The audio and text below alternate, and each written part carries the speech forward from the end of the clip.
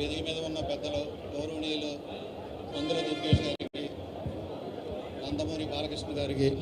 తదితర పెద్దలందరికీ నా హృదయపూర్వక నమస్కారాలు తెలియజేస్తూ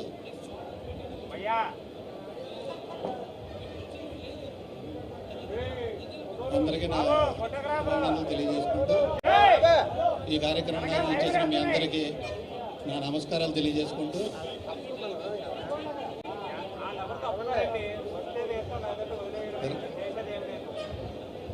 నాకు ఈ అవకాశం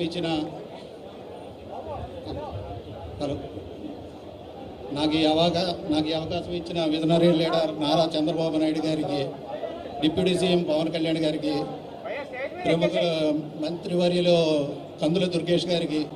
నా హృదయపూర్వక కృతజ్ఞతలు తెలియజేసుకుంటున్నాను. వారి ఆలోచన విధానానికి అనుగుణంగా నా వరకు నేను నా కర్తవ్యం నిర్వహించి ఈ సక్సెస్ఫుల్గా కంప్లీట్ చేస్తానని తెలియజేస్తున్నాను. ఇప్పుడు 1984లో నందమూరి తారక రామారావు గారు ఫుల్ ఫ్లెడ్జ్డ్గా ఒక కమిటీని వేసి డివిఎస్ రాజు గారు లాంటి పెద్ద మనుషుల్ని దానికి అధ్యక్షుడిగా చేశారు. తర్వాత ఇన్ని సంవత్సరాల తర్వాత చంద్రబాబు నాయుడు గారి ఆధ్వర్యంలో డిప్యూటీ సీఎం గారు కందుల దుర్గేష్ గారు సహకారంతో, నందమూరి బాలకృష్ణ గారు ఇచ్చిన సహకారంతో మళ్ళీ ఈ కొత్త కమిటీని ఫుల్ ఫ్లెడ్జ్డ్గా డైరెక్టర్లతో నిర్మించినందుకు వారికి నా హృదయపూర్వక కృతజ్ఞతలు తెలియజేసుకుంటున్నాను. నందమూరి తారక రామారావు గారి వారసులు నందమూరి బాలకృష్ణ గారు తన ఎంతో విలువైన సమయాన్ని వివిధ కార్యక్రమాల్లో, క్యాన్సర్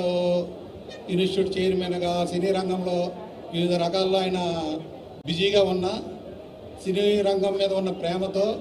ఆంధ్ర రాష్ట్రంలో సినీ రంగం అభివృద్ధి చెందాలనే ఆకాంక్షతో ఈ కార్యక్రమానికి నాకు అన్ని విధాలుగా సహకరించి ఇది చేసినందుకు బాలకృష్ణ గారికి జీవితకాలం రుణపడి ఉంటాం.